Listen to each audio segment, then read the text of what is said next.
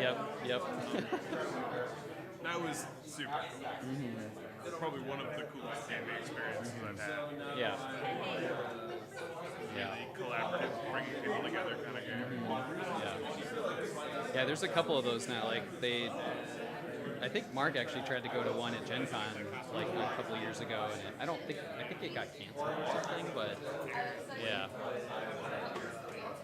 Yeah, it's cool. Like, I wish more of those things could exist and be good businesses, but this doesn't. Feels like it rides on the wave of enthusiasm of its creators. And, I don't know. Yeah. All right, we're gonna get started here.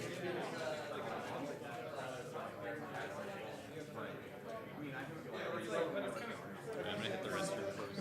I have this entire series. I just haven't gotten to like watching it. There's certain episodes. I remember watching.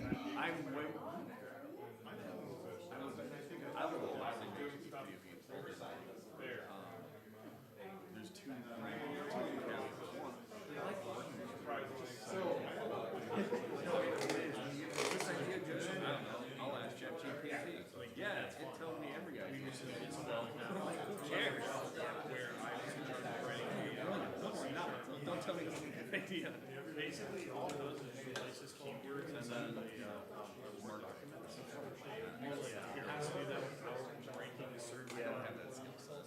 And nor do I wish it. So documents that are like,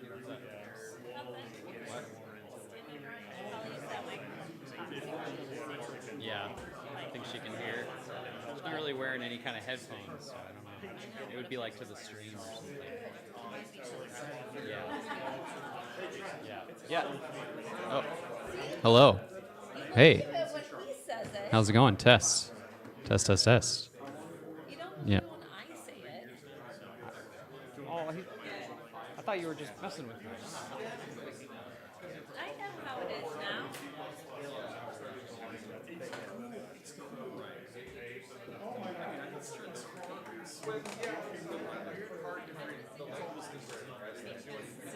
especially after like feedback. It's just it feels like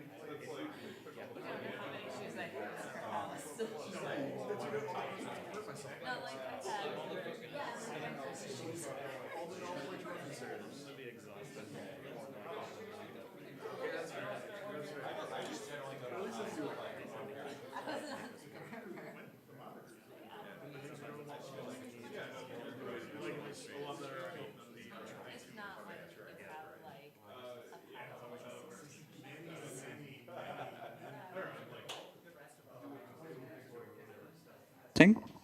Testing. Hello, everybody. Oh, this is weird. Okay. This is going to be an interesting sound chamber. I can hear myself out of this speaker right here. Hey, guys. What's up? Welcome to IGDA Twin Cities. Thank you so much for coming out. This is our game dev meetup for the night. Gonna jump right into it. If you're interested, our safe event policy can be found at igdatc.org/policies. Just some info about this organization. It's an all-volunteer run organization supporting game developers in the Twin Cities. These are some of our board members. Board members, wave a hand or say hi. Hello. Yeah. Woohoo. These are the cool people that help put these events on. You can contact all of us at igdatwincities@gmail.com, or you can message us, either direct messaging or by looking for the role IGDATC board. If you're interested in serving on the board, we have elections every year for biannual terms. You can also, if you don't want to go through all that rigmarole, you can just sign up as a volunteer and have equivalent power to do whatever you like. If you're interested in putting on a new event, if there are things that you would like to do as a service to the community, like one of our wonderful volunteers, Rob, just did with helping us get this awesome audio set up, let us know. Thank you, Rob. And we'll happily encourage you to do it. So just let a board member know. We've got so many events, you guys, and you should be going to all of them, every single one. We've got regular events the first 4 Wednesdays of every month, as well as special interest groups. Our Wednesday events start with Jam Night on the first Wednesday. That's at Noble Robot, 6:30 to 9:30 for all our Wednesday events. Jam Night is a night where you can just co-work with other game developers, bring whatever thing you're working on or something you're stuck on, and talk with other people about it, or just work in the corner and appreciate the chatter. We've also got our Game Dev Meetup. That's the second Wednesday. Good job, you did it. You're here. It's 2DHQ. Go, everybody. Go team. And that's going to be an industry speaker and general networking. We've got our Twin Cities playtest, which is the third Wednesday of the month. And if you are a game developer in the audience and you have games that you are working on right now, I expect to see you there next Wednesday. It's an open playtesting event, or if you don't have any games that you've made or you don't want to bring a game, you can show up and playtest the people who brought games. And all of it will be live streamed and emceed by our wonderful Dale LaCroix so that you can get live feedback on your games, which will be recorded so you can revisit at a later date. Yeah, so Dale. Bring your games. Yeah, Dale. Volunteer shout-outs. And then our fourth Wednesday is MNVR and HCI, which is a VR, AR, HCI special interest group with different varying presentations and demonstrations. And I've got a message from Zach here to plug for this upcoming VR HCI meetup. This month, Matt Foreman will be talking about his game Velociblaster. And he also, completely separately and unrelated, encourages everybody to watch the Upload VR Summer Games Showcase this coming Friday. More info about that should be posted in the Discord now on our VR HCI channel. So check that out for more info. And let me just get my setup back here real quick. And we've got our Women in Games gathering. That's every third Saturday, 6:30 to 8:30 at Noble Robot. It's a networking and social event, no agenda. If you identify with the label woman in any shape or form, you are welcome here, and you can talk with other women in game development. Then we have how should I do it this time? Wave. Game.wave. The second, Game.wav. Second Thursday, 6:30 to 9 p.m. at Hennepin Technical College. Oh my gosh, that's crazy. Yeah, second Thursday is a formal codified way to put it in our calendars, but with exception of like 1 or 2 months in the calendar year, it's almost always going to be the day after the Game Dev event.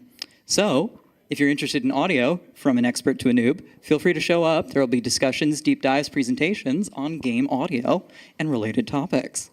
If you want to add another event to this list, which we would love to see, can let us know and check out more details on all of these at events info. And any of the ones marked with live are also being live streamed right now to youtube.com/IGDATC, where you can also watch the previous recordings. So quick shout out to our sponsors. Thank you so very much to Noble Robot, 2DHQ, Hennepin Technical College, and REM5. This is the correct way. Baby steps, baby steps. Wonderful sponsors for our wonderful events. These are the events that they all cover and the services they provide, which you should check out and engage with if it makes sense for you. We also are sponsored by Nice Games Alliance, which is a nonprofit put together in this past year specifically to fund local game dev initiatives. It is specifically the organization that directly is now funding IGDA events. So this is a pitch for your dollars. If you have gotten any value out of this organization and you have the means, we would love to get a donation that we can then give back to the community. Some of the ways that we are doing that right now are stipends for volunteer event hosts, as well as cool name tags that you see all over here. Yeah, those ain't free. And other future projects that we're working on. So it's tax deductible. If you feel like it is within your wheelhouse, go right ahead. We also got some community plugs, some regular ones. Jam a Jam is an event that I host. Normally the first full weekend of every month, so starting on the first Friday. 48 hours, a theme is selected randomly, and you are tasked with creating an asset, whatever that looks like for you, based on that theme of the month. And then we have a closing showcase at the end of day Sunday. This is being rescheduled because of the recent holiday to this coming weekend, so where we would normally see some wonderful, amazing submissions, it's a blank slate. Join the Discord, and we'll see you next weekend. We've also got a really enlightening game dev podcast, Nice Games Club. Professional MN game developers, such as Mark LaCroix right here. Woo! And other wonderful individuals talk about game development, game-related topics. They interview bigwigs in the community and do one-hour game jams and more. So check it out, nicegames.club. It's pretty nice, so I've been told. We've also got community plugs. This is an open space for anybody who would like to come up. I have one that I was reminded of recently. First, our adjacent neighboring NICE organization, NICE Moves, focusing on motion graphics in the area, is putting together a mega mixer. It's going to be for any creatives in the Twin Cities area. It's happening July 27th, 3 to 6 p.m. at Como Streetcar Station. Feel free to come show up and mingle with different creative orgs, network snack, play games, and connect. More details can be found in the announcements channel on the IGDA TC Discord or on their respective Discord. So, really cool, really fun stuff. Lot of adjacent skills. If you're new and you're suspicious, don't be. Exactly. So, absolutely.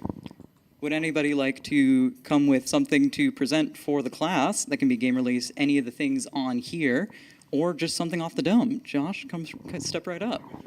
Yeah, actually, go for it.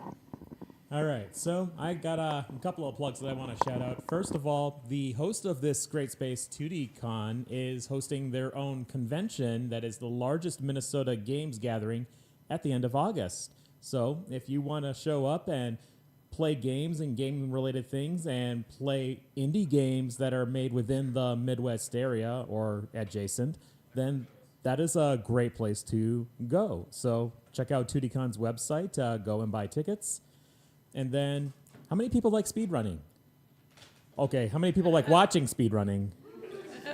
SGDQ, the Summer Games Done Quick event, is happening right now in Minneapolis. So if you want to check that out, go to their website and see if there's any tickets available to purchase. I've just shown Dice Tower at SGDQ at their first ever Artist Alley, so you may also get to catch some local or nearby local artists. Yay! All right. Anybody else got something they'd like to present? Come right up. And you can feel free to just shout it out into the room mic, or you can come up here, whatever you prefer.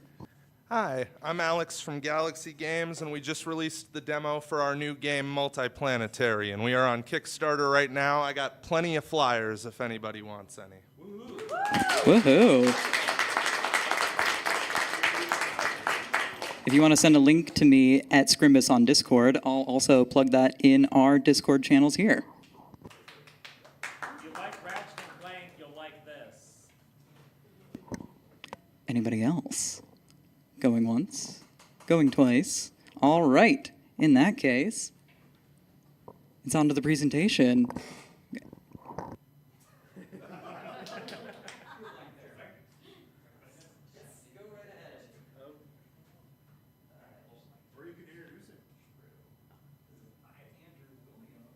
have to talk into the microphone if you want to introduce it.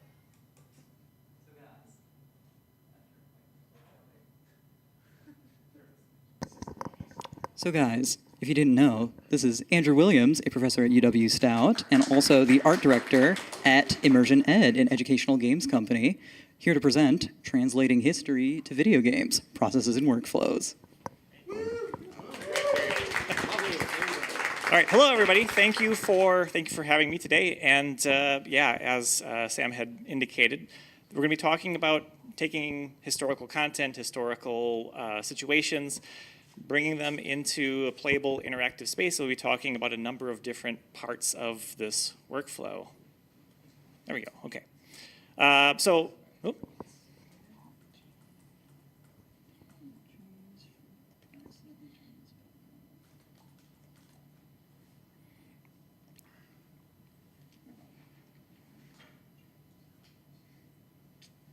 about this, gang. I can tap dance. You just can't hear it. Yeah. My mom thinks it's good too. What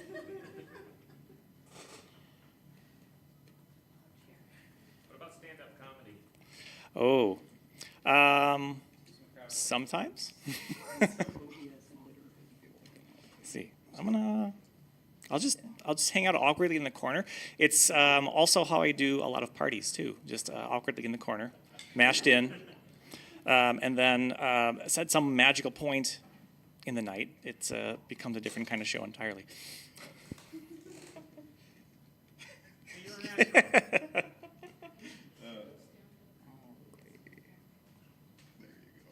All right. Whoop. Wonderful. Okay. Okay, perfect. Should be good. Okay, great. Thank you. Hi, I'm still Andrew Williams, and I'm still here to present on translating history to video games. What we're seeing here is some very, very, very much in progress work about recreating the historical street scene from Philadelphia in the 1800s, early 1800s, and we'll be talking a little bit about this, referring to this and some other projects. There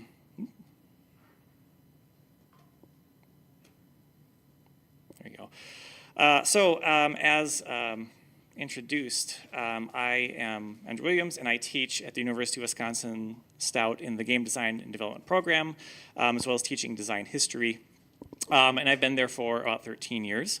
And additionally into that, I'm also serving as art director and lead environment artist at Immersion Ed, an ed tech game company that's done a number of history-related learning games.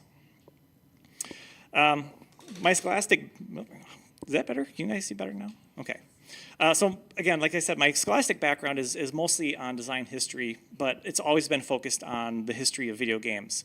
So some of the work I've done in this area includes game history textbooks, contributions to art exhibitions, as well as I got a publication in a book about aliens, which was interesting.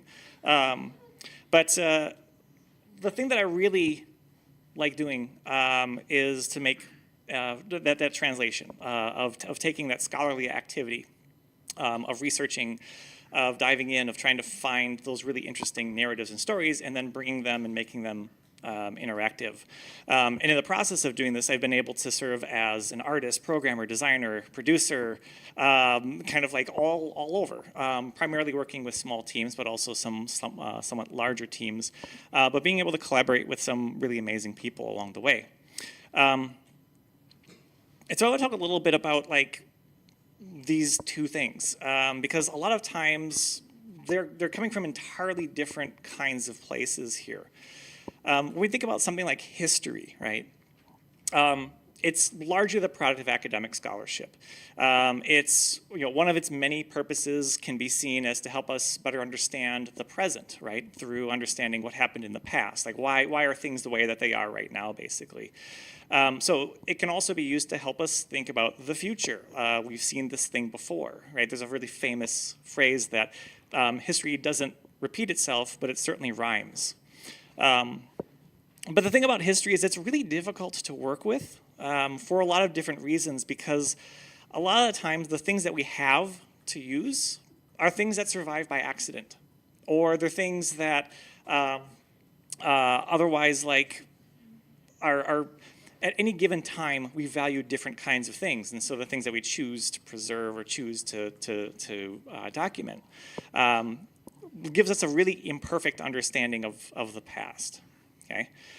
So for example, so this 1922 building, this really, really nice 1922 building in my home city, burned to the ground a few weeks ago. That's the same street corner. I was really fortuitous to get this shot because I was studying this for doing some environment stuff, and then I came back and it was gone. So I'm really happy that I did get a lot of really high quality images of it. But you can just see, like, you know, there's lots of other things that vanish just like that, right?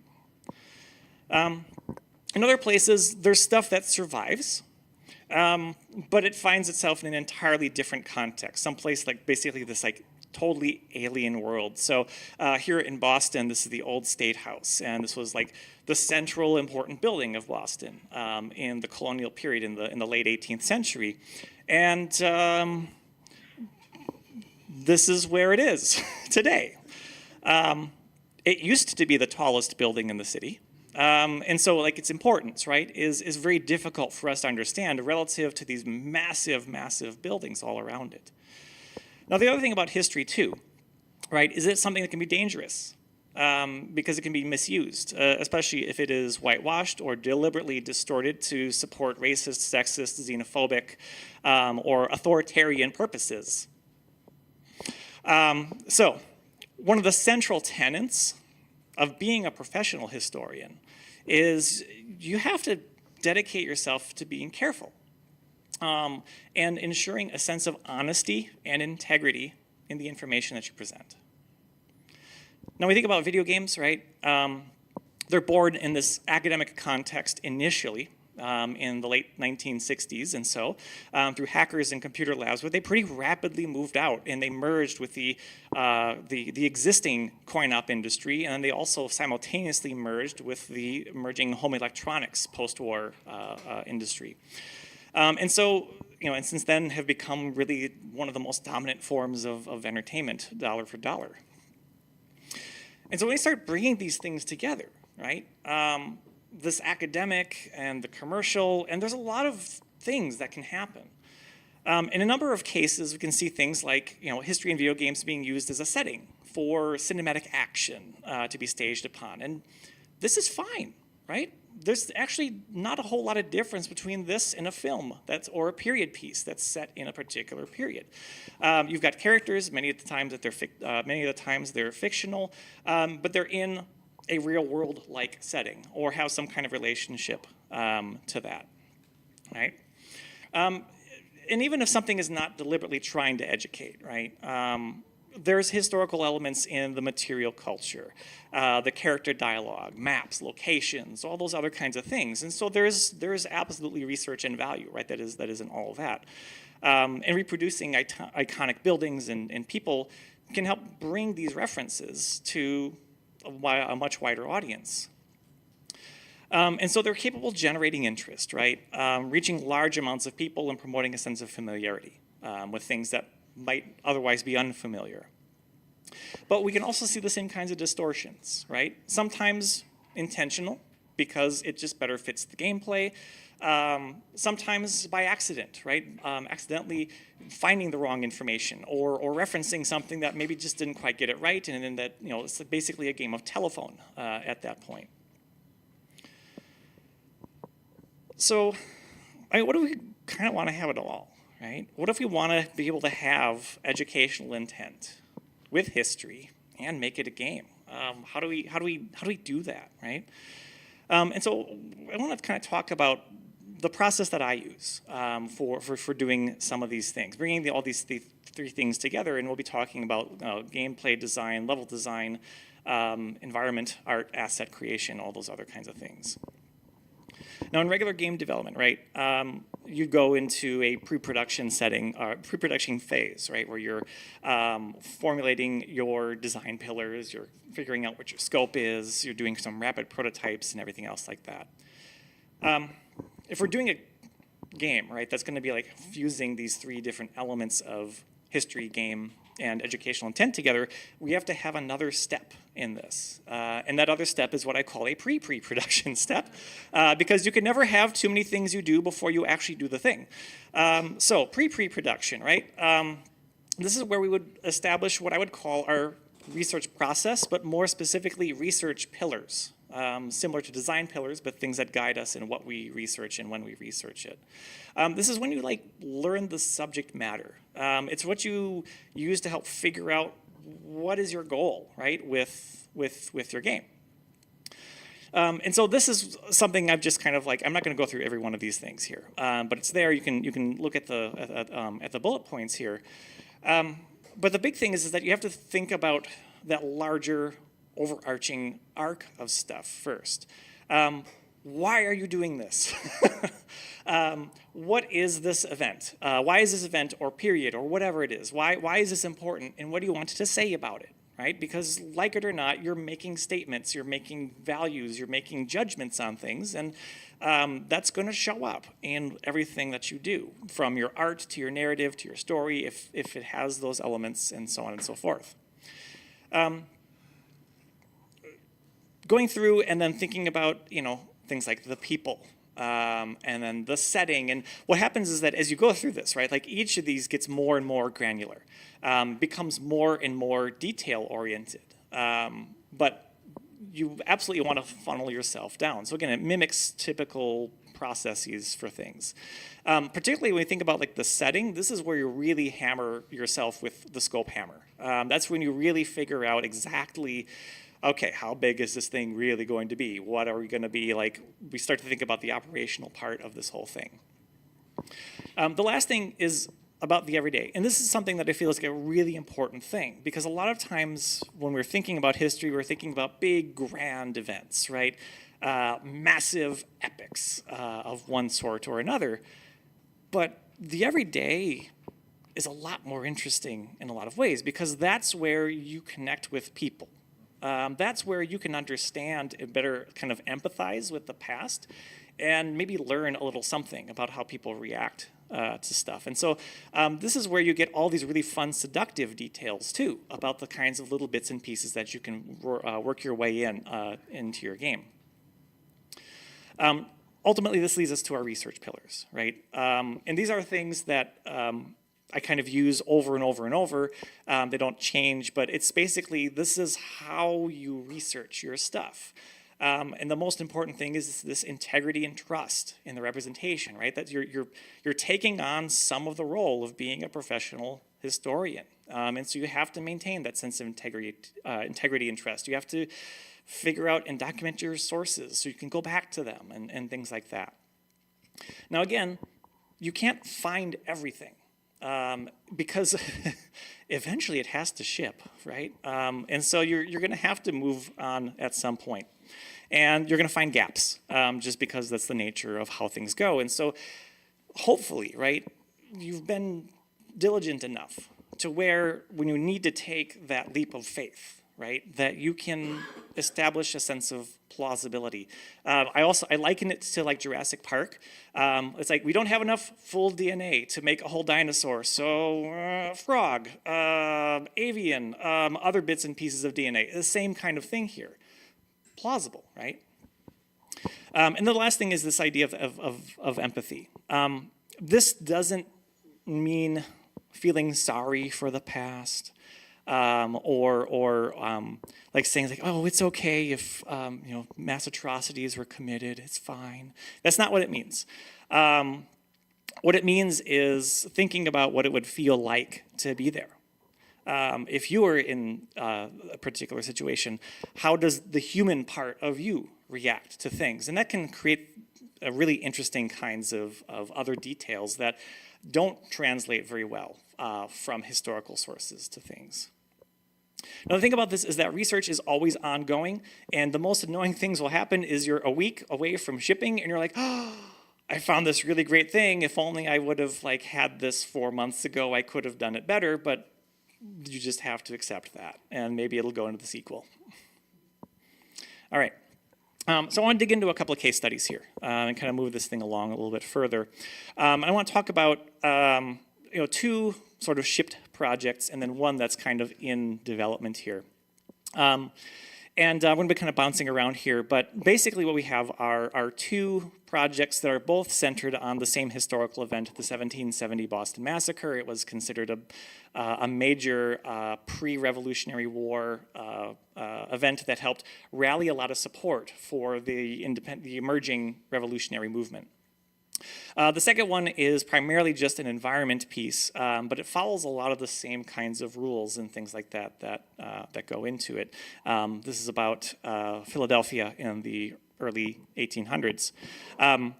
Again, these two shipped. This was supposed to ship, and then the project got canceled. But I said, I'm doing it anyway, so I'm doing it anyway. So it's part of the whole thing. Starting off. Big picture, it's things like level design, right? A lot of the projects that I've worked on and a lot of the projects I like to work on are like immersive, either first or third person. So think, Assassin's Creed or some kind of FPS-based kind of thing. And what I find it's really useful is to think about like a hub level and use that hub level to be able to like branch off into other things. And there's no like magic or anything else that's associated with this. It's just the hub level. And so what I do with this is I usually start with historical maps of the period. There's a lot of really great resources out there through like the Library of Congress, if you're looking for like American history related kind of stuff like that, or other types of collections where you can get street layouts and get a sense of like, what does this space even look like? And so here's Boston in 1769. And it is a labyrinth. It's a very medieval looking kind of city. It grows organically. There is no regularity to anything. It's sort of like random pasture land and then someone who's selling rum, right? And they could be right next to each other because that's kind of how the world is at this time. You can see things like, you can start like interpreting bits and pieces of this though. We can see things like the sheer number of piers, right, that are all around the edge here really points to the fact that there's a lot of traffic coming and going here. This is a major part of the trade routes. And it's one thing to read that, but when you visually look at it, you're like, oh yeah, there's lots of places. There's probably going to be lots of ships. There's probably going to be a lot of people moving. There's probably going to be lots of stuff everywhere. And those are, again, details that, if they're read in text, is one thing, but when you see it and then you start empathizing and thinking about yourself in that position, it's a totally different kind of thing. Now, to reproduce this whole thing would be madness and totally impractical because no one wants to walk through here, right? The goal of any of these is not to be able to time how long it takes to walk from King Street down Cornhill all the way out to the edge here. Nobody wants that. That's not really what we need. And so establishing your boundaries, right? Really hitting your scope. Figuring out what is the space that's going to give us the most amount of potential gameplay, but also give us a feeling of where this environment is going to, is where this space is going to be and where this game is going to be played from. Zooming in a little bit further, for both of the Boston Massacre-based games, we used this kind of T-shaped intersection here. Here's that old state house that was like totally dwarfed by the buildings today. All the central events of the Boston Massacre take place in and around here. And so it felt perfectly. We were designing this for like middle school and grade school kids. And so we didn't want them like hanging out in the back alleys or anything else like that because the game has to get done in like 15 minutes, and so the scope, right? But then also ways of suggesting this kind of labyrinthine environment here. Again, interpreting this really long street, King Street, goes all the way down to the main long wharf here. And so this is like the main drag of stuff here. It's also a really heavily commercialized area. But again, details, right? Things to help us fill this space out and give it a sense of character. There's lots of documentation about like what the names of some of the stores were, or who the people were that owned them. Looking at period newspapers is really interesting because you can like see the the ads and the advertisements and in public meeting announcements and stuff like that. And all that becomes really interesting kinds of stuff. And it's not just about like spewing out facts, right? It's about creating a feeling of being there. And so with all that, right, you proceed into your blockout phase. And so here is from the first Boston Massacre game. And just some real simple blockouts. And then again, testing out some gameplay, like how long does it take to get from point A to point B? Is that too long of time? Do we need to like cinch things up, et cetera, right? And of course, like you can, since you're just using simple block pieces, you can just like hammer them in as much as you want, and then until you get the right feel, without having to, remake all of your stuff or remake your entire map. Every period is different. Every place is different, and you want to try to capture that. So here's Philadelphia at approximately the same time, and we can see, wow, this is different. Look at all those squares and rectangles. Like, you'll never find a square or rectangle in Boston at this period, right? Because it just doesn't exist. And that's because Philadelphia was designed to be, it was actually one of the first cities to have this gridded organization. Fun fact, one of the motivations for this was that William Penn, right, of Pennsylvania, wanted to have a city that was free of crime and back alleys where people could do all sorts of nefarious things and have various sorts of exchanges. And so he said, like, well, if we don't have all these crooked little alleys, no one can, go around the corner and, emerge $5 cheaper, out of around the edge there. So you just make everything where everyone can see everything, and it'll make a cleaner city from crime and from disease and all that other kind of stuff. Anyway. Like before, looking at like what are the main areas here? What are the main spaces that we want to be able to interact with? And so we kind of start to funnel this thing down, narrow it down a little bit more. Again, doing some more research. So here's some of my production work here where I marked off in red the really key sort of places and tried to figure and position them out in this map, and then also like create a little legend of like, okay, what's a residence, what's a this, what's a that, and other stuff like that. And again, all that really helps us with the general sense of the space. But the problem with this is that the space is massive. It doesn't seem like it from here, but to reproduce this at historical scale would be totally untenable because the streets themselves are 50 to 100 feet wide. And again, you have to ask yourself,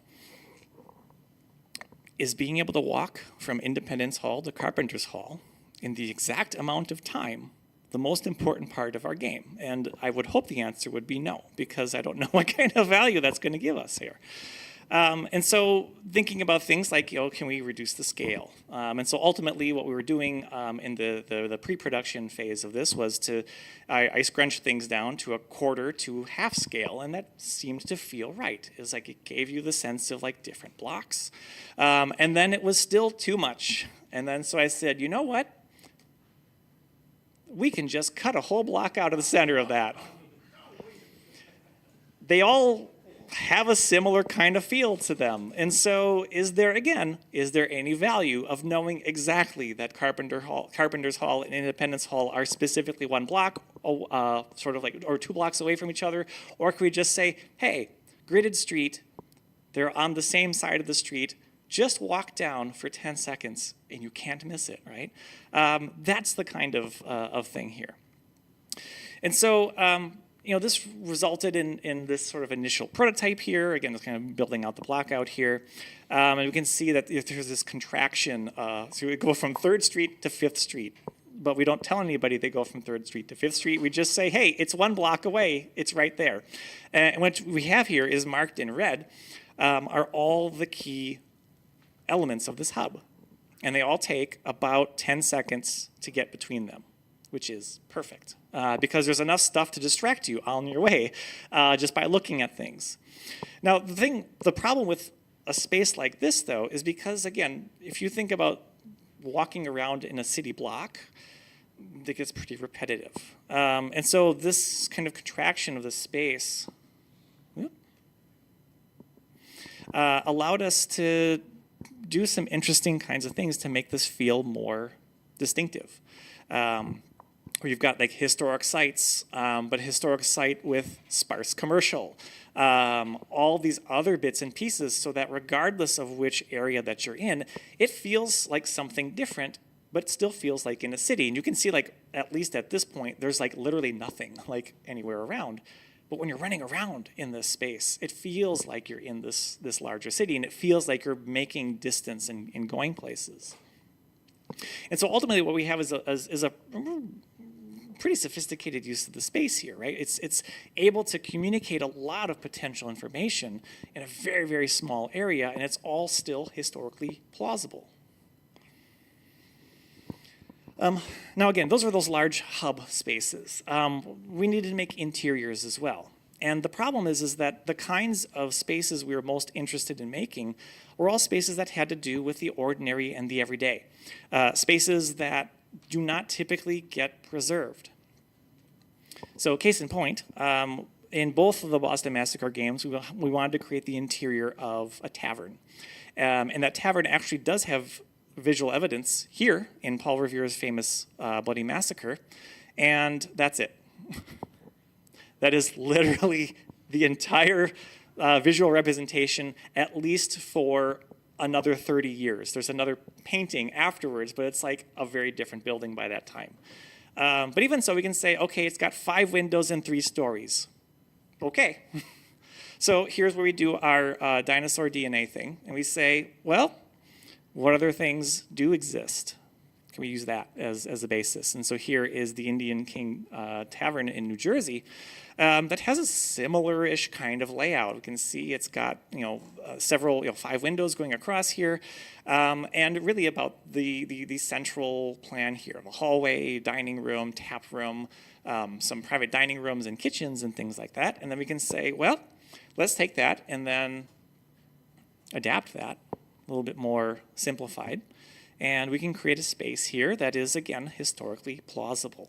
And so here is ultimately the space that I kind of came up with for bringing these different like historical bits and pieces together, going through with blackout, all that other stuff. For the second Boston Massacre game, we needed an interior of a courthouse, and if you look at the history, this particular courthouse had been destroyed and rebuilt at least 3 or 4 times by the 1900s, and so there's absolutely nothing left of it other than a description that it was made of brick.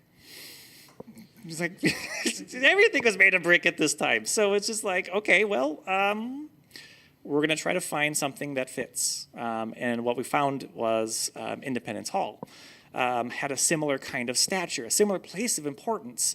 And so that is very well documented. So using that as a basis, able to create some basic bits and pieces of enough of something to get a sense of the space.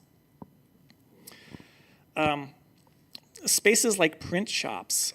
This was a key component of our second Boston Massacre game, and these absolutely do not exist in any other form other than these trade cards. And so the advertising is really important. So if any of you are in the advertising business, maybe future historians will like look to your work for like how to reconstruct our current context today. So put all those little historical bits and pieces, thank you, in them. But we can see here, like, for this particular kind of printing press, right? It's in the center of the space.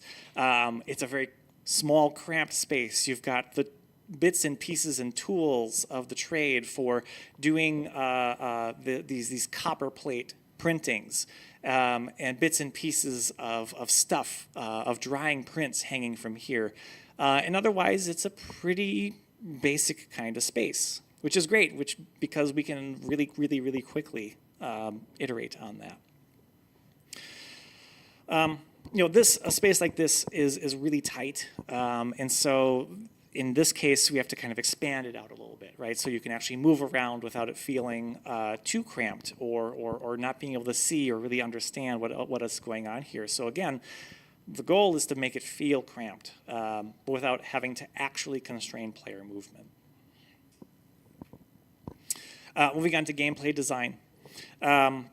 So we've got some structure to our levels. We can start to commit to the kinds of stuff that will happen within our spaces here. Now, a lot of times when people think about immersive and history and other things like that, the initial go-to idea is, let's make it exploration-based gameplay, which can have a really good part of gameplay, but it can't be the only thing, right? There has to be more to it than that. But as a basis, exploration of being able to see and feel what this context feels like. And so here's one way that we tried to integrate this in the first Boston Massacre game. You remember this was like this giant T-shaped kind of space here. And here is, again, this is our hub. And so all these bits and pieces lead us to these flashbacks where you would see people's reactions to this event, the Boston Massacre, and their different interpretations, and also allow us an opportunity to communicate some contextual information without making people read all of text or anything else like that. And you'll see that there's other bits and pieces around here, material evidence, little collectibles, and everything else like that. And again, it's all timing based. Like it shouldn't take more than 4 or 5 seconds between finding something that you can do, particularly in a historically based game, because you want to keep that interaction going.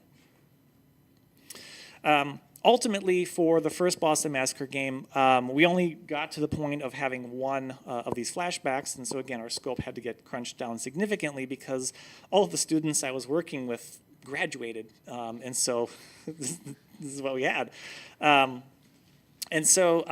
in this particular one, this was a more academic project. This wasn't like a commercial thing, and so we had this to work with, and we ran it kind of as a test case here.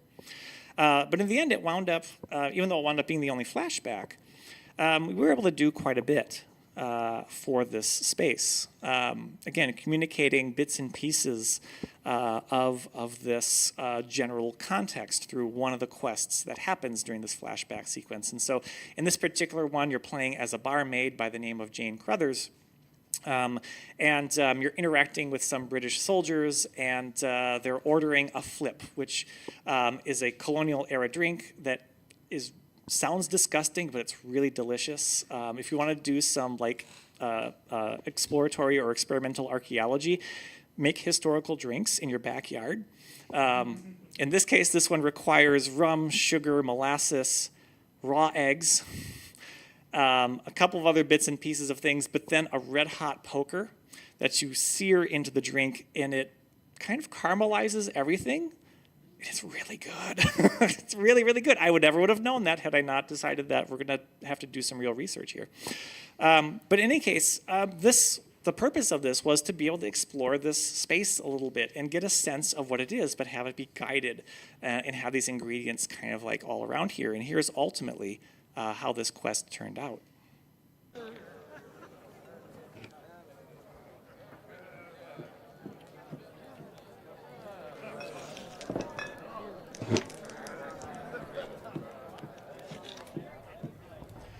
And so we have a lot of markers here because this is a fairly dense space. It's not a lot of areas to be able to move around here.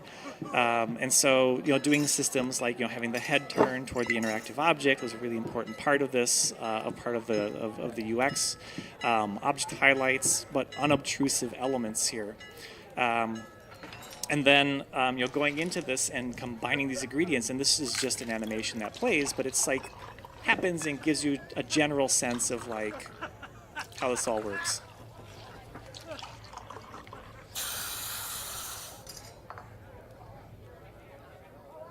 And then you take it over to one of these British soldiers here and hand it off. And so here you've got, again, kind of an introduction to this character. Who are they? What's their context? And then we start getting into some of the more historical bits and pieces that lead us ultimately to the Boston Massacre. In our second Boston Massacre game, we similarly explored this world through a trade. The ordinary, the everyday, taking on the role of a printmaker,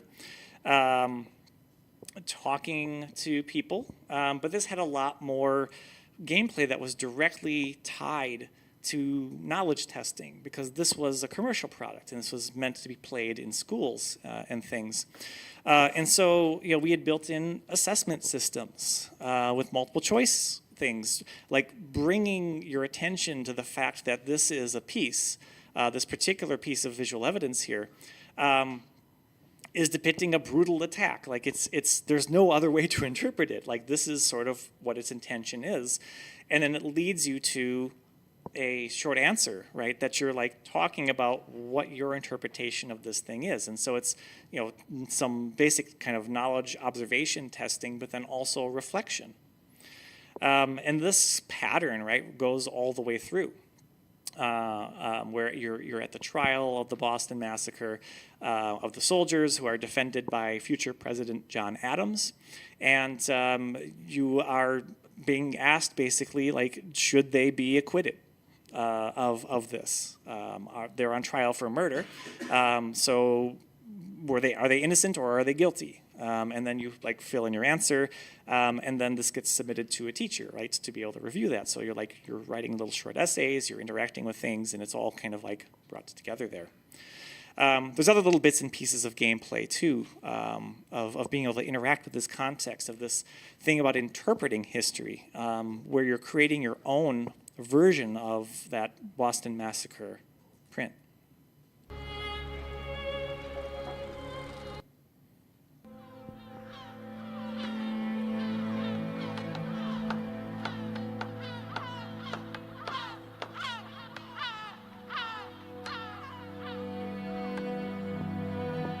And so here what you're doing is you're choosing what this is going to be looking like based on the kinds of stuff that you've discovered. How would this have played out? And then you get a little bit of contextual information about like how printmaking was done in the period.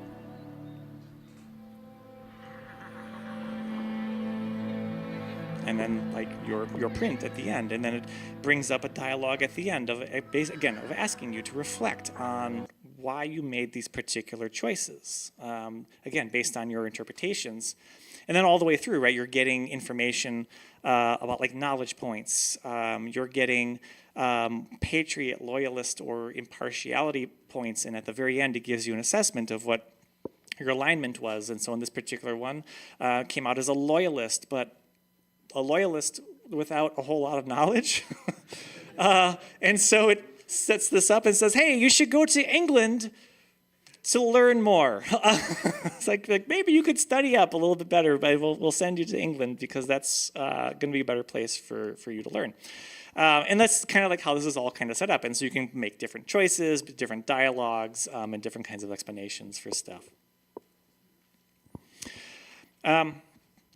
Now, again, environments for these particular kinds of games are a really important part of this whole thing. And in a lot of cases, the environments are telling the stories for us.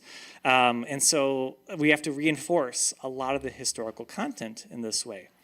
And so again, the visual environment, the visual sources for creating these spaces are going to be the most sought after. But again, we run into this problem of like stuff survives, or either survives in a way that makes it not very useful for us today, or doesn't survive at all, right?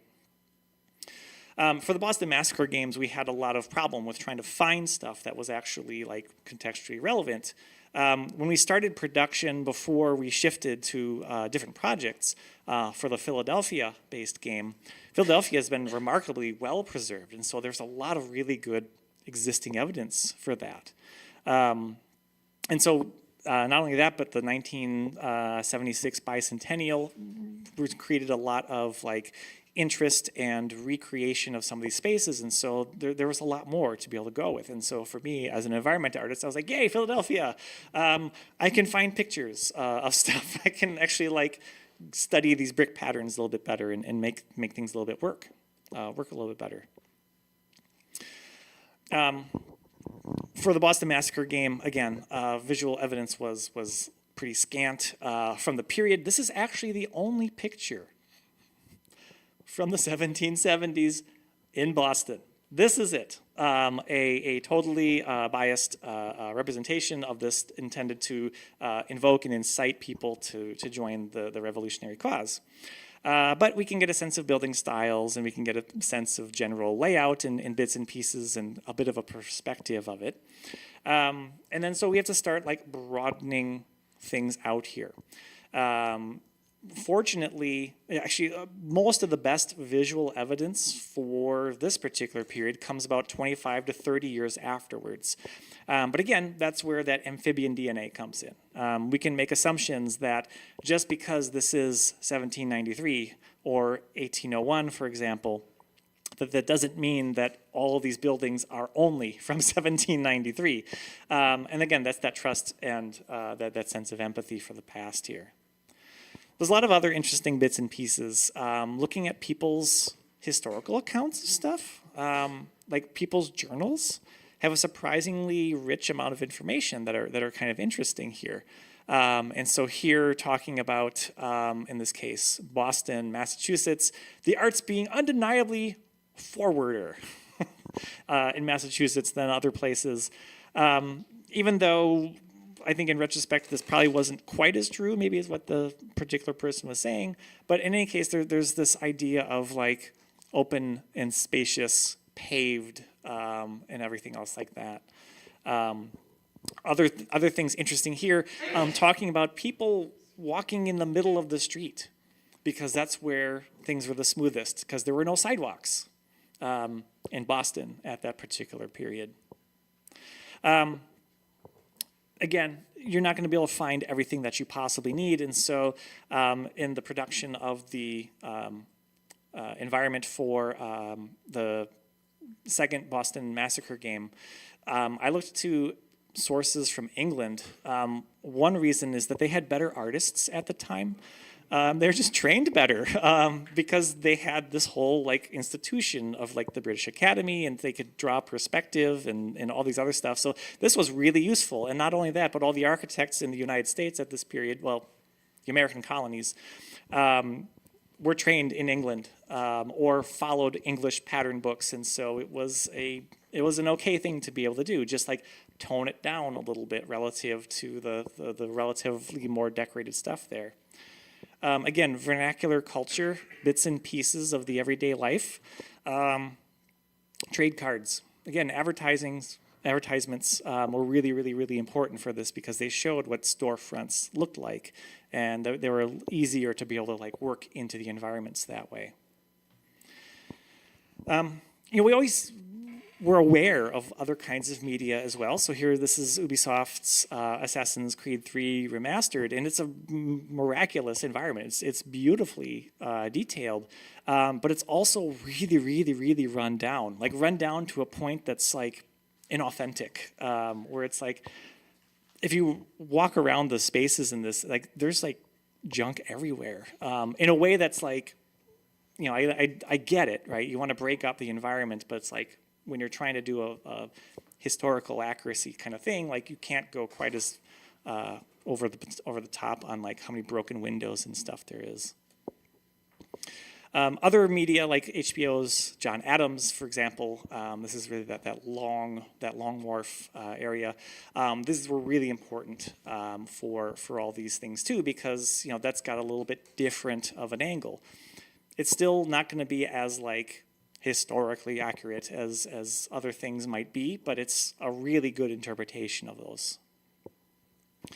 But even so, you don't have to necessarily travel to places. You can look for stuff in your ordinary everyday life. And so this is stuff that I found in and around my own area, or things that I found from other bits and pieces of stuff. And like having that really close tactile connection where you can actually like touch brick, touch cobblestones, touch worn wood, that gives you so much information just on how it feels that you can use that to translate into the eyes. And so using all those bits and pieces of reference, then I created a number of materials in Substance Designer. Of course, using modular kits, and so this is from the Philadelphia environment here and the modular set here. So again, just following regular practice. And there's that building like in context with all the stuff around it. Again, still very much a work in progress, but maybe it'll turn into something. Hey, Sam did these ones. I had so much fun looking at library books on like ironworking and hinges. Yes. Yes, and you learned a bunch too. I know you did. Yeah. So going from like the large kind of scales, right? The large scale modular buildings, modular bits and pieces of the environment, to medium sized props and elements. And hey, there's more Sam stuff. And then like going even further down, right, into further smaller recreated details like the signage and everything else like that. These from the Boston Massacre games. Down to like inkwells and feathers and silver pewter mugs and stuff like that. And then even further down to like recreating stuff like the kinds of broadside disposable media, right, that would have been plastered up on walls and all that other kind of stuff like that. Wrapping things up here, the last bits, of course, being things like lighting. And here's where you have the best opportunity to really just lay into really, really, really heavy art interpretation of stuff, because lighting is going to be the thing you can use to shape the mood. In the second Boston Massacre game, the commercial one, for the first half of the game, we had to tell a story over the course of one day. And so that day unfolds and the lighting changes not only to represent time of day, but also different sort of themes running up to the actual Boston Massacre. So you start off in this tutorial space, and it's very light and it has this kind of feeling of innocence. Getting into this late afternoon, this kind of golden hour lighting, it feels all warm and happy and things are starting to wind down. Meeting your friend who's been radicalized at this point, basically, and you see this first sense of tension between colonists and everybody else. Leaving that, and you have this feeling of the encroaching dark, because this event takes place at night. It's one of the reasons why it's a very ambiguous event, is because nobody could really see what actually happened. Going to your uncle's place, having a last sense of refuge by a warm fire, and then halfway the evening, right, where everything is very dark and you actually have the Boston Massacre itself. And so, again, lighting, the expressive components of that, color, mood, obviously music is a really big part of that all too, but we were able to tell a whole story of one day, right, and this brewing tension of helping the player feeling introduced into this environment. So wrapping things up here, some conclusions to takeaways. If you're going to do stuff like this, I would recommend getting a really firm research foundation and then loosen it as you need, right? And I think that's a pretty basic kind of way of operating. But like you're going to have to make compromises and you're going to have to be able to rationalize them for whatever reason. Know that you're always going to be finding stuff, again, stuff that would have been a lot more helpful to know earlier on, but maybe it can get worked in, or maybe it becomes part of something else. Being able to like think about yourself, right? Your everyday experiences. What is it like to walk down a street at this golden hour period as you run your hands along the bricks of a building? Like, what does that feel like in March? Or what does that feel like in the hot summer if you're doing something in Philadelphia during the Declaration of Independence? Like, what is that space like? that it doesn't all have to be academic, cite your sources, that kind of stuff like that. Like you can make this visually delightful. You can make this, you can lean into those expressive things even if you are trying to be more historically accurate. And that is it. Thank you for coming.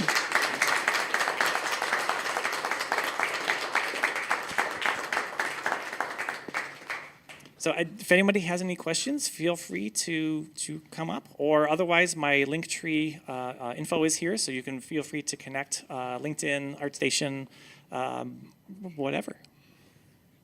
All right, I'll set the precedent, I guess. So you mentioned on a couple of occasions looking at reference material from existing interpretations like Assassin's Creed 3 and then judging them based on some criteria. What makes an interpretation good or not good? Oh, I mean, it's always, so that's where going back to your design, your research pillars really comes in handy here. In something like Assassin's Creed, for example, like the environments are really, pretty good. In terms of like their historical accuracy, they're just really run down. And so again, that's where like looking at something and judging it relative to the information that you've already kind of gathered, and it's kind of just like a gut reaction. Also, that empathy kind of thing kind of comes into it too, where it's just like, oh man, this city is really dirty, or it's like this city is like so run down, like. How could this possibly have this, or that? Or how could this, like how plausible is it for every window to be broken in some way, right, in a space like that? So I think that's where that empathy part comes in as well. But ultimately it's talking with other people and saying like, hey, like this is the interpretation I'm going with and this is what I think is going to be the best way to go. In my case, I was the person making all of the decisions, and so I just had to like be comfortable with what I was putting out there. So it's less of an academic grade and more of a shifting emotional response. Yeah. Which I think is also interesting in of itself. But yeah, I was just curious, especially you're in an academic context and making interpretive decisions. Yeah. Well, I mean that's I mean professional historians are interpreting, right? Paleontologists interpret as well, like, based on the evidence that we have. And there's always that caveat. And when we released the second Boston Massacre game, I insisted that we have a disclaimer on the front of it saying like, this is based on history. It's ultimately still a work of fiction. And so that gives us a little bit of plausibility, but it's one of those things where it's just like, yes, we're going to try to teach you things. The things we're going to try to teach you are the things that we feel the most solid about, and the other bits and pieces are present there to help maybe fill in some of the other bits and pieces, but we're not going to explicitly draw them out or draw attention to it. Okay, thank you. Yeah, thank you.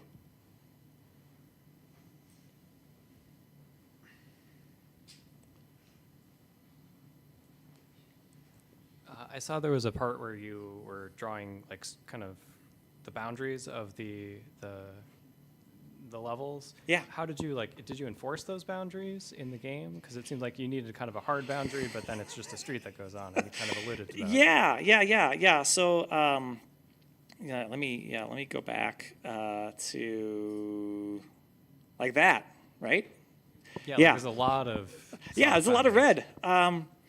So that is an interesting thing because there are only so many times you can have a sideways turned cart to block a street. That was what I was picturing. Yeah, exactly, right. And that we used that actually quite a bit for the King Street environment for the Boston space because like they were really narrow little places, and we figured, okay, like there's a lot of shipping stuff coming and going, and so people are going to be like carelessly parking their stuff here, or it's like there'll be just enough things here to visually like justify an invisible collider in that particular space. For something like this, because it is entirely gridded, what I resorted to was this kind of thing, but basically just doing a really basic shader that's distance based. So you get close to it and it like starts to like solidify a little bit more, still always transparent, but then the farther you get away from it, it like goes away. So you always feel like you're in the space. So like, that's taking, a note from, other kind of FPS solutions to that exact kind of problem. But yeah, when you're dealing with historical environments, like you often don't have the opportunity, or you have to make a judgment, right, about how much you're going to manipulate this for the sake of gameplay. And so for here, it's just like gridded city, it doesn't make sense to just like not have that, because that's one of the central distinguishing things. So it's like invisible boxes. Was there anything else like that where you really needed something to be different than the way that you knew that it was, but it just wasn't going to work? Yeah, I think definitely the exterior hub levels were always the most difficult ones to work with for that particular reason. The interior ones are a lot easier because you actually just have physical walls. Depending on the structure that you're working with, if there's stairs that are going up and you're like, we really don't need to go to the 4th floor of this particular building, people hanging out there, like carelessly loitering in the space, being like, those people are there, but like you can see just enough to understand that there's something up there. But it's entirely dependent. Like in this particular environment, Market Street here, this is supposed to be like a 100-foot long space. And actually, by the time of the early 1800s, there's 3 of these market stalls that are kind of running down this whole space here. And that actually helps to kind of break up some of the things, because all these little cylinders are all people here, and it gives you a sense of like being crowded in one way or another way. Yeah. Yeah, great question. Thank you. I'm back. Hi.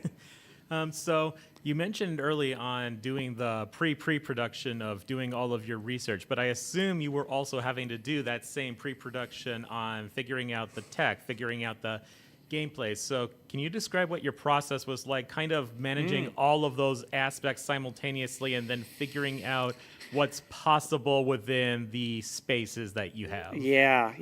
That's a really good question, because you're encountering more ways of talking yourself out of doing the project, because it's like,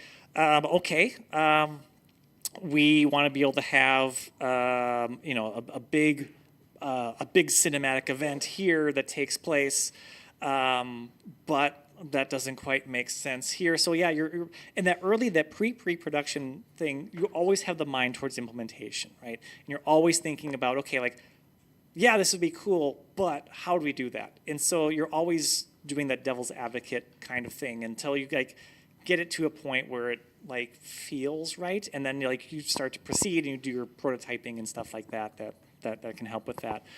I think as far as bringing together those bits, a lot of times when you're doing your historical research, you're reading something and you're like, this is a really interesting action, or this really interesting potential gameplay here.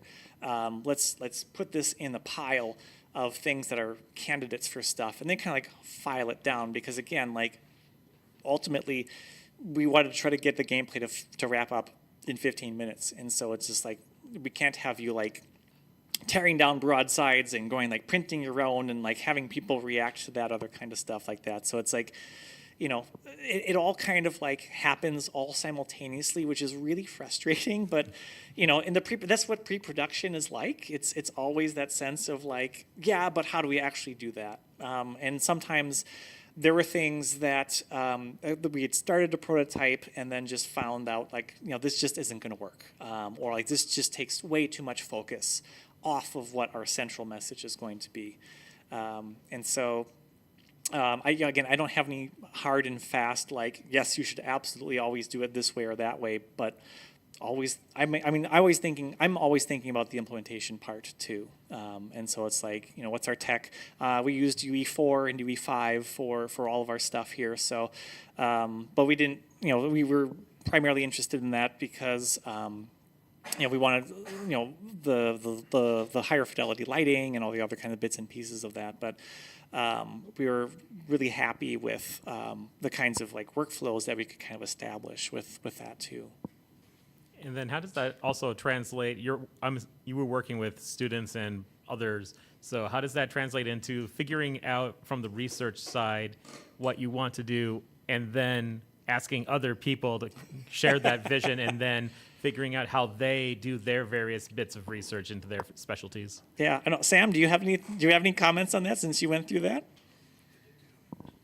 I think you did a good job explaining when I was at least working with you about paying respect to the existing historical references while also trying to find things that slot in close enough. I think in general, just like doing a lot of visual research to kind of get a sense for what the space looked like, just coming from the environment art perspective. And then trying to find other, like you said, adjacent references. Like a big one that I pulled on for a lot of the props was actually assets from colonial Williamsburg, because it's supposed to be as close to an authentic recreation of colonial life as possible. So a lot of the baskets, wagons, and there's like a main carriage that were all very closely pulled from references from there. And then, like I kind of mentioned earlier, looking at some of the details for like how to make more common assets, like for example, a barrel. There's a barrel in almost every single video game. How do you make that fit the specific setting? So I looked into specific like iron foundry books in my local library and looked at stuff which ended up being useful for not only like hinges for different styles for barrels, but also played into things like some of the signpost holders, like what some of the ornamentation and decoration, which if you know anything about me is my absolute favorite thing in the world. So just some of the things that immediately come to mind. Yeah, and I think part of it too is, so I was serving, as art director, so I was able to say like here's what we need. Here are some starting references for stuff, but also like helping to give those nudges, or just like, yeah, use the library.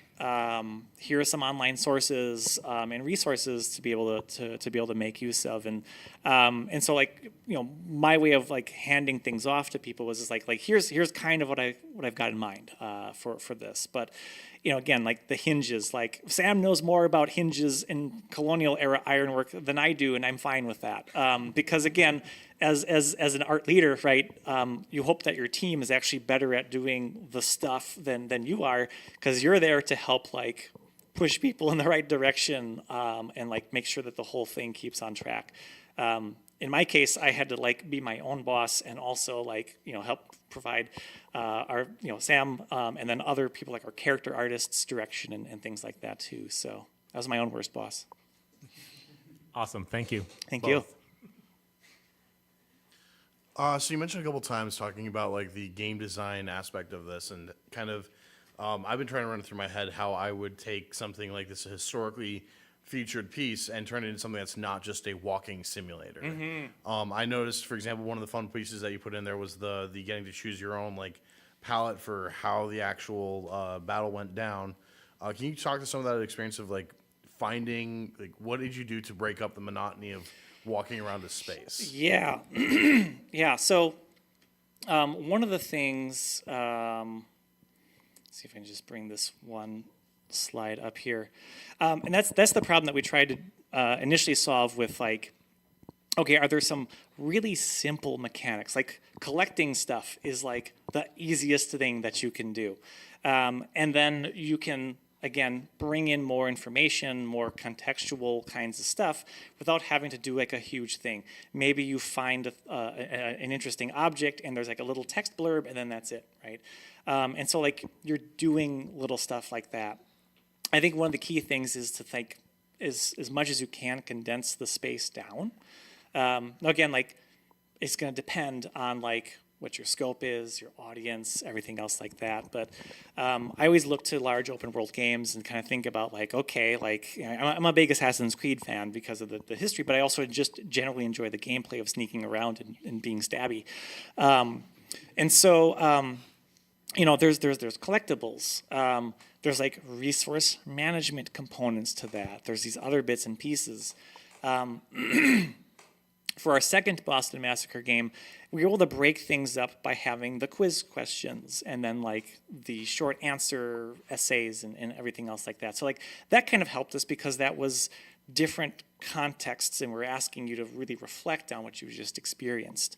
But yeah, it's if you there's like a lot of digital humanities scholars out there, and a lot of times they want to do game stuff, like this, and they often think about like the walking sim kind of thing. And I love walking sims personally, but also like if you're going to put it out in front of students and you say game history, they're going to be thinking, oh boy, what do I get to do?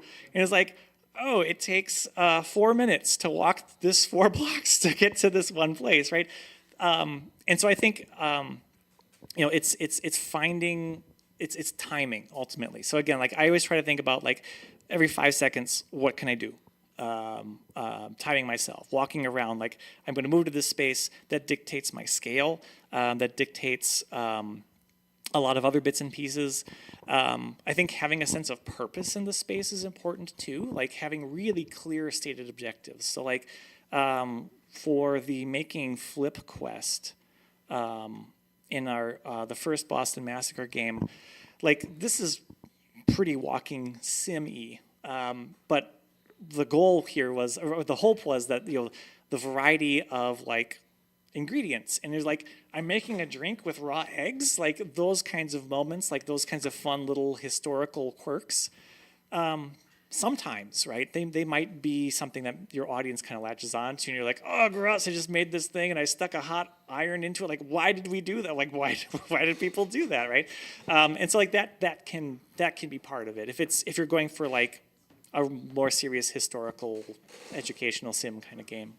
But yeah. Cool. Thank you. Howdy. Well, I work in ed tech in my day job, and a lot of times educators, from experience, are skeptical of any kind of like educational game. Incredibly skeptical. Yeah. So a lot of what we do is like we try to come up with a pedagogy that aligns with research. How did you convince educators to be like, test on our students? Yeah. So at the ed tech company that I moonlight for, Immersion Ed, that's not my job. That's a great response. And I'm very happy it's not my job. But we have really wonderful people who are really well keyed in and have worked with partners. So for example, I'm just going to jump back to the one of the intro slides here. For Immersion Ed here, we work with the Gilder Lehrman Institute of American History. And so we've had their backing and their buy-in, which was really, really helpful. We have backing from the National World War I Museum. We've got backing from other things. And so it's networking, it's showing like an exciting vision of what history could be, because it's like, I mean, quick show of hands, for how many of you was history your favorite subject in school? It's okay, right? So right there, right? History is a really hard sell for people. People know that everybody thinks it's boring. And so when you're like, hey, could we do this but more fun? That sometimes can be enough of a hook. And then you can show them like dazzle them, right? With some like nicely, exquisitely crafted environments. And they're like, oh, this looks interesting. And then you're like, okay, here's the gameplay. And so like those kinds of things can be helpful. So I think, yeah, it's networking, it's building trust, it's showing a passion and showing a true dedicated element of the team, and then just like I think it's like working with the right people and like finding a couple of teachers, having them get some like good testimonials from them, get feedback, user testing, right? All those other kinds of things, but. Yeah, especially right now, like investments in ed tech is really, really, really difficult. I feel that one. Yeah. Thank you. This is maybe more of a granular question, but I'm curious, having worked on the Second American Revolution game and then looking at the Philadelphia scenes, I'm curious what some of the changes were and what things were reused in terms of environment art assets like materials, models. Well, not a whole lot actually. I'm the guy like we had made that whole kit for Boston, and I used the same kind of measurements, like each, like it's based on like 300 by 300 meter squares and everything else like that. And so like I think the door and the door frame. But what I wanted to do with this from the beginning, like even before the project got cut and we redirected to other stuff, I wanted to really push for a higher level of fidelity. And so it's like all the other stuff was like, we had worked out all the kinks with that, and we knew that we could actually just push it further. And so for me personally, I really wanted to like up the level of detail, and so like the poly counts of all this stuff are a lot higher. Like they're not insane or anything else like that. They're still very performant. But I just wanted to have more, right? So make it look more like a contemporary, like big budget game, but like on a small scale for stuff. And so, same thing, trim sheets, modular construction. I use a lot more world space grunge in it. So like you can see like this kind of stuff, there's like 2 or 3 layers of world space grunge that are kind of like going through this. And then just generally being smarter about like setting up things like, each of these buildings is a blueprint or prefab, right? And then like having more code in there that lets me just change the brick like that to the different, switch between different texture sets. And so it's, as a solo developer, right, of this particular area, just finding ways to like get the most out of it and whatnot. But yeah, like even like the ground, right, has like some world space grunge on it, but it's like it's way too clean. It needs to be a little bit more dirty. So like here I get that sense of like, and I was showing this to some other historians, and they're like, that is the cleanest looking streets of Philadelphia I've ever seen. It's like, I'll make it grungier, I promise. Yeah, so it's very similar workflows, but just more. Gotcha. I'm curious, very good looking game. Is there a challenge getting like the balance between it looking good and getting it to run on school computers? Yeah. Yeah. Does anyone know what students in classes typically have these days? Yeah. Guess what Chromebooks don't run? Anything, right? Anything. Yeah. So we for this project, like this is, we had some pretty high fidelity stuff still going on with this project. We were streaming through GeForce Now. So we had a partnership with NVIDIA. And so the students would basically, like we built a whole like login system. Students would log in and then they would just stream to their Chromebook. And so we became platform agnostic, which was really, really great because we could use these higher end GPUs, we didn't have to worry about as much optimization. Now that being said, we still had to be mindful of stuff like that because we're getting frame rate drops. Like when we were, let's see, in here, these really long views, like the shadows and stuff like that. And so we did a lot of lighting tweaks to optimize things to be able to bring it to make it more performant. But otherwise, like it was really, really good, and it was one of the things that helped like the company convince people that like, hey, like we can deliver like a high level of fidelity to virtually any kind of computer. We did encounter issues that were beyond our control with that, in that every elementary and middle school is going to have different levels of like bandwidth. And so the streaming itself wasn't necessarily the problem, but like on their end, it was the school's particular infrastructure that would sometimes lead to some delays and frame rate drops and stuff like that. We eventually like figured out a couple of other bits and pieces with like the navigation so that the game wouldn't lose focus because it's played through a browser. And so like making sure that like when you're moving, you're actually holding a button to like signify you can move, and then like turn and look around. And so there were relatively standard solutions to some of these problems, but we still had to like come to the realization that we needed to have those kinds of things. But yeah, so it was fun. This one just was kind of natively built. This was again working with students. And so we were just primarily just working off of executables and like aiming for computer labs and whatnot. This one, I think this is just going to probably wind up being a series of nice-looking videos, or I hope to be nice-looking videos, and some gameplay for download. Yeah.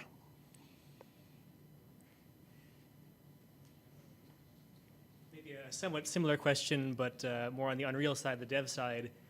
I guess I'm kind of known to be an Unreal hater just because it seems so heavy to me. I usually use it to just like import things from the asset store and then use them elsewhere.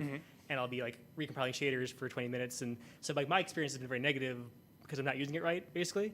So, but I'm curious, like, with the proper setup with students, like, are there any disciplines you need to follow to keep things on the dev side, like the iteration time reasonable, like making sure you don't recompile all the time, or all like I know very little about Unreal, but I'm just kind of curious whether certain disciplines, or if you do it wrong, it wastes a bunch of time. And Yeah, well, I mean, I think for Unreal, the biggest optimization is going to be your lighting systems. Like, how many cascading shadow levels are you going to have? What's the fall off distance and things like that. Like, we didn't use nanite at all in it because I was just like, I don't want to become dependent on like one thing that's like exclusive to this one this one engine. But is your discipline art or programming? I mean, in terms of like, Oh. when you're working on it, on your own computers, like not the final build, just things to make the engine not have to recompile for 60 seconds every time you change something, or that kind of thing. Yeah, I don't think we had any problems with that at all. Like I know in I think particularly the 5.6, which just came out a little while ago, like the shader recompiling is like really kind of sped up with stuff. But I mean, my workstation at home and then like the workstation of everybody else was pretty high end, and so like we didn't really have like in editor kinds of issues or anything else like that. I mean, we used a lot of like material instances and everything else like that. So a lot of the shader bits and pieces were all pre-compiled anyway. And so we were able to like reuse a bunch of stuff. But I think when we were actually making builds, it would be maybe like 20 to 30 minutes or so per build. And so we were making weekly builds of it. And again,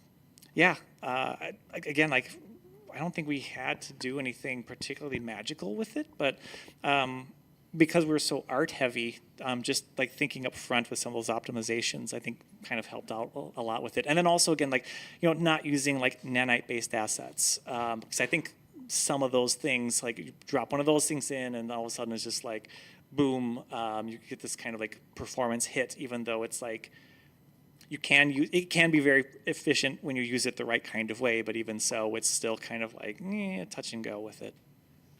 Yeah, great question. So what were some examples of historical things that you found that were too late to ship? Oh.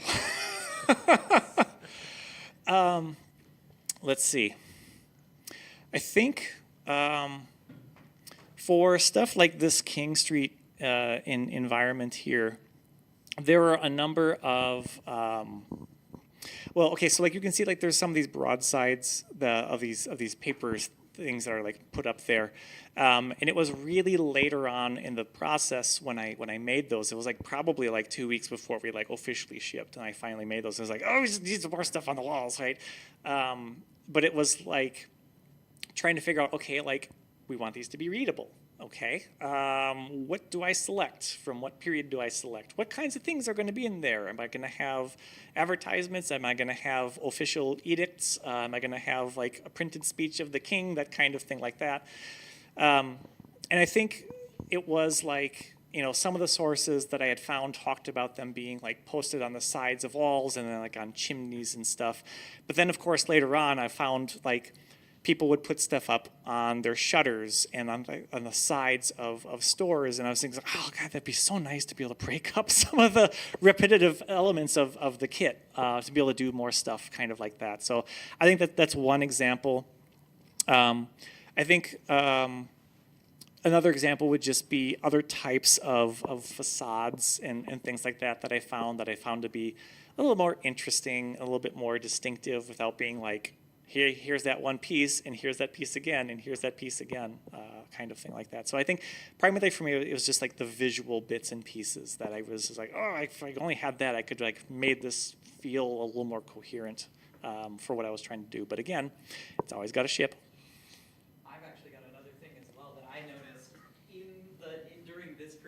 presentation, actually, there was one of the slides that had a print or like an illustration that showed the State House. When I was working on this project, one of the big pieces that I worked on was a carriage to help indicate like the uncle's house and where that is in the space. I had a whole great time working on that, really happy with it. I was referencing primarily carriages from Colonial Williamsburg, and during this presentation, I just finally noticed that there was actually a proper carriage included in one of the illustrations that I had not noticed before. Because otherwise that would have been the primary reference. Yeah. Well, and it's funny because it's like you can stare at stuff for the longest time, and like every time I look back at my key sets of sources, like my pure ref file gets bigger and bigger and bigger, and I was like, I need to like manage this a little bit better. And it's like it's more like arranged in regions than it is like, here's a couple of nice references for things. But it's like I look at something and like, it's just like that particular wheelbarrow is really cool looking and I want to have that in there. Or it's like finding things like photographic evidence is like, yeah, it's significantly later, but it's like of the same kinds of cards like this and how people would store them, where they would store them like handles up. And it's like, well, that's interesting, right? Because again, from a visual standpoint, that helps to break up the space a little bit more. You don't have to have carts resting exactly like this in every single place. So yeah, it's those kinds of things. Yeah. It's like that Yogi Berra quote, right? It's like the more you look, the more you see. And depending on your frame of mind or level of stress, you see different things at different times in the same piece of visual evidence.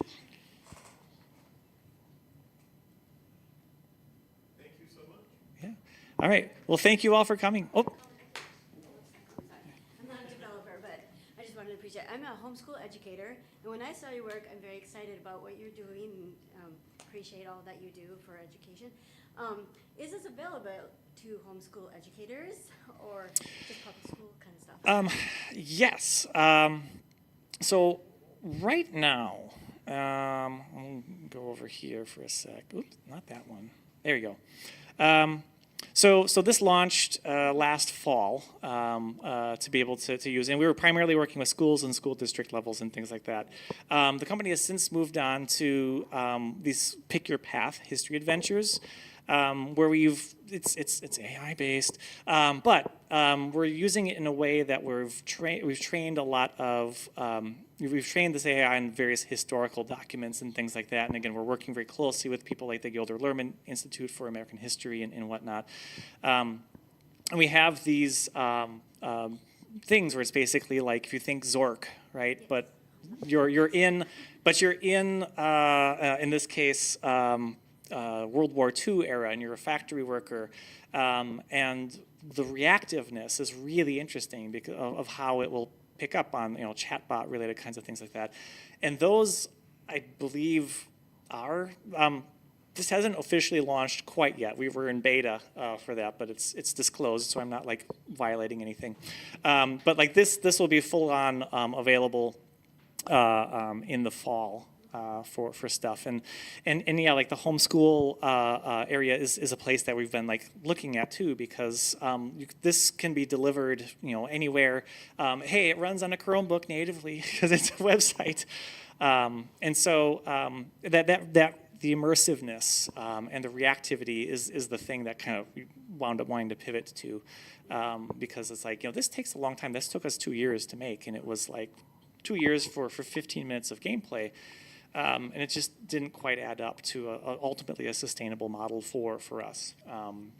So something like that. So yeah, you can check it out. I'm happy to get your information and get you in contact. Would this path one too, the figure, does that have like the quizzes and kind of learning? Yeah. So there's. So it's interesting because it's like, in this one we were thinking about from a more of a traditional educator standpoint of like, okay, we're gonna have quizzes and short essays and things like that, and then the teacher would kind of see what your responses were. In this one, we wanted to think about things in a little bit more of a competency-based evaluation, where it's like, are you showing reasoning? Are you showing strategic thinking? Are you showing empathy? Are you showing engagement and things like that? And so the quiz elements are here, but they're just a lot more obfuscated, where it's like, in this particular episode, the main plot line is that you can be a female factory worker during World War II. And in doing so, you're facing discrimination and you're facing lower wages. And so there's this idea of like, do we strike or not? And then it's just like you're put in that choice to make a decision, and it's just like, should we strike? Why should we, or why shouldn't we? And so like you're kind of flexing your brain in a different kind of way, where you're using contextual evidence and things like that, and you're relating to facts and stuff like that. Like we have some AP-based assessments that are built into it as well for advanced placement criteria, but ultimately we want to try to like focus on like the competencies of like historical reasoning and other stuff like that, which is why we found like, an AI-driven chatbot was a little bit better at helping us to like find and pick out those bits and pieces and provide some feedback on like, how can you better improve your answer? Maybe you need to reference more historical information. Maybe you really need to think the strategy through of like, well, if you go on strike, then like that puts potentially your family at risk. You also potentially get branded as not supporting the war effort. And so it's like reasoning through those kinds of things was really the main thing. I mean, it's pretty fun. As much as like typing chat stuff into a computer can be fun, the reactivity. So like, for example, I was doing this and I was kind of like trying to be that kid, where I was being asked like, should we go on strike? And I was just like, I don't know, but I want to go to Chipotle and have a burrito. And then it's just like, what's a Chipotle? And like, what's this burrito thing? We're talking about like our lives here. Get back on task, basically. So like, so there's kind of a funness in that too. Yeah, no, I love it. It's very interesting. Thank you. Yeah, thank you. Well, now that we've brought AI into the conversation. Yeah, okay. So I'm sorry. Given that you're presenting a historical context and you're using AI, which has a known propensity for not always telling the truth, how are you reconciling those two things? Woo! Again, I'll play the not my job card, but no, that's the big thing, right? Is that it kind of goes into a black box, and we don't know, and there are hallucinations, and there are a lot of risks with it. There are some really strict guardrails there are third-party vendors that we're sort of working with to help with this, working with these larger institutes that are looking to forward, and also like advanced history thinking and historical reasoning. We're trying to avoid content where it's like, again, extremely fact based, because that can be distorted, but instead thinking about, again, that empathy part of like that human kind of conversational component of it, that helps things a little bit with that. Yeah, I can't answer for every little thing with it, but like basically we have a little script that has like key narrative points, and it's just like, stick to this script. And as many times as we've run it and interacted with it, we haven't seen it go off the rails or anything else like that with stuff. And so that's helpful, again, with the conversational based kind of reasoning thinking. That seems to be a decent place for the application of this. But definitely wouldn't want to use it for like generative environments or anything else like that. Like, yeah. We experimented with things like that because, again, you always have to be thinking about and experimenting with stuff. But like in the end, we're just like, this is totally unusable, and just not really what we want to do for any of this other stuff. So yeah. Yeah, and just to be clear, I wasn't particularly interested in the ethical aspects of it. Of course, there are a lot of ethical questions around the Yeah. use of AI. I was more focused around like the actual, this is how AI works. It's not necessarily compatible, so how were you dealing with it? So I think that's a relatively reasonable way to handle that. Yeah, yeah, and that's again like the training. But I mean, even if you train something on historical data, I mean, history is full of like entrenched biases, and so like those are like very clear things that we've like pointed out, we've worked with, and that's where like the information sharing that we have with like the various museums and historical organizations and whatnot have been a really good part of that, because they're like also assessing these things. And so we've got internal, external, and that's like absolutely the number one big like issue of us like want to making sure that things are still educational and not distorting. Something that's really interesting is that you're playing to the strength because you're using it as basically role play. Yes, Instead of it's D&D in history. Yeah. you're using it as a role play mechanism rather than a fact generation. Yes. Yep. And so, and that's, yeah, it's like the conversations are you know, they feel fluid enough. They're reactive. And so, yeah, exactly. And we referenced that like virtual dungeon master kind of thing often. And that's like how it's continuing to kind of like move and change with that. The tough part we have using this, and I'm well known to not be the biggest fan of LLMs, but the tough part is like the pedagogy. Like if an educator's like, why did you give this response to a student, or why did you make this assessment of a student, and you can't point at anything. Right. Yeah. And so that's also where it's like, you know, this is like, you know, all the answers that the students are providing are like then like provided to the teacher, and like the teachers are like able to like be part of this active process. And like that was an early discussion that we had too. It was just like, you know, the goal is not to replace teachers by any means, but to like help provide like an additional way. It's just like, okay, for like 15 minutes, we're going to do this role play, pick your path, history adventure thing. And then afterwards, we're going to have a discussion, because everyone's path is going to be a little bit different, like how they reacted to things, and like what their choices were, and were those good choices or bad choices. And so it's like, again, it's a competency-based kind of like form of assessment that I think works a little bit better with that. But even so, like there's like a little flag icon for it's just like, this seems really like weird, whereas like you can flag it, and so that we can like assess like, all right, like what happened here, and is there adjustments that we need to make to be able to like rein it in on whatnot. So yeah, it's crazy. I liken it to flying the plane and building it at the same time, because it's like the ground shifts so fast under your feet with it, but then also like there's a lot of pressure to like do things faster and do things that will help gain more attention from investors and whatnot. So like different world. As an academic, it's really eye-opening. I feel like kind of like the anthropologist, like I'm taking like notes in the corner, like, oh, this is very interesting. This is how people talk about these kinds of things, or like whatnot. So it's a perspective I wouldn't have had otherwise. Yeah. Like we deem the reputational harm risk too high for us to roll out like generative AI to users. Yeah. Because like there's no guarantee it won't say something racist. Right. Because history is full of it. Yes. Yeah. Funny thing, history has a lot of that. Yeah. I'm not going to give the microphone. Before you go, can you talk about the two projects on the bottom? Sure. Yeah.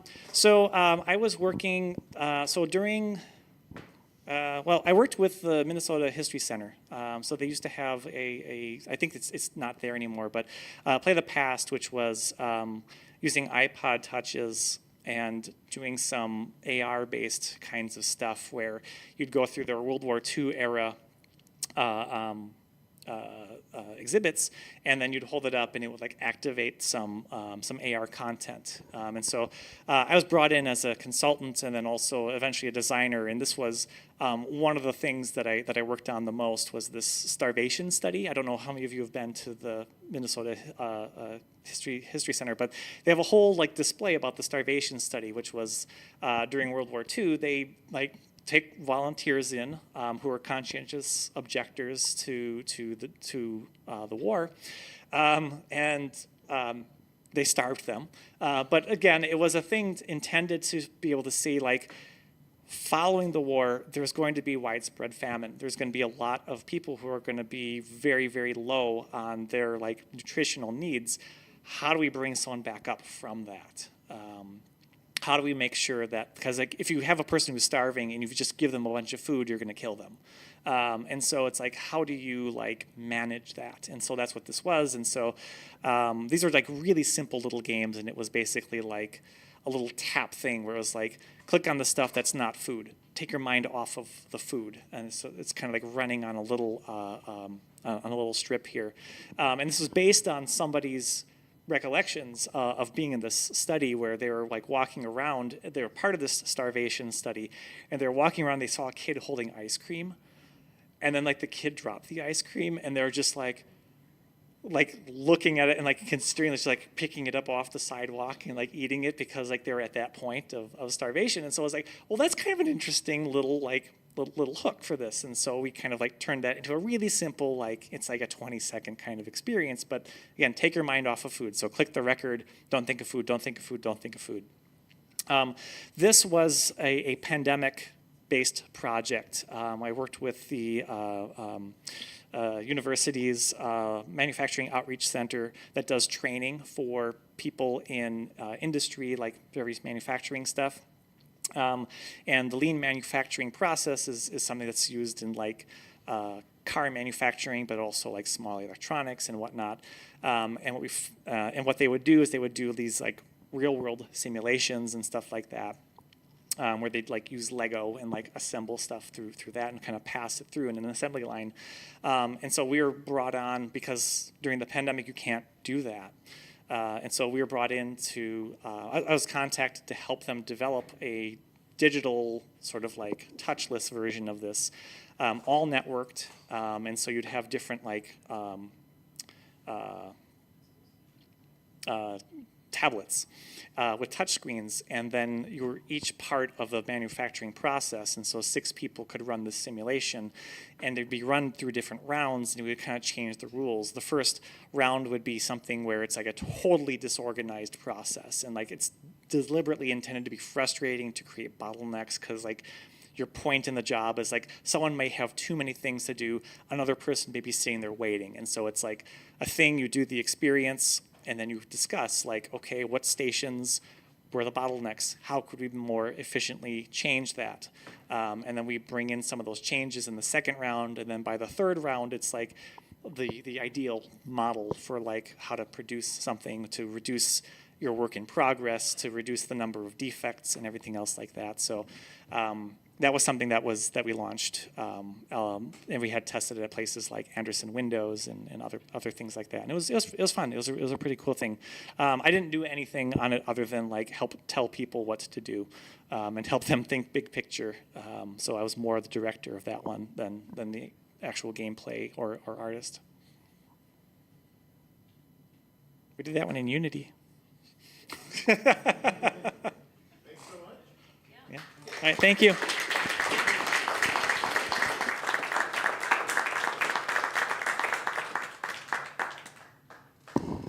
Alrighty, so it is, let me look at what time it is, 8:35. We've got a spot reserved at Station 280 for a big old group of game developers. For if anyone would like to tag along for that, could we get maybe a quick head count of who all is interested? And keep your hands up. 1, 2, 3, 4, 5, 6, 7, 8, 9, 10, 12, 13, 14, 15, 16, 17, 18, 19. Perfect. Okay, we've estimated accurately. So we're going to mingle for a little while, and then at some point we will kick all of y'all out, and we'll head on over to, that's once again, Station 280. And for all our wonderful folks who are watching this on the stream, thank you so much for tuning in or for rewatching this recording. See ya sometime in the future.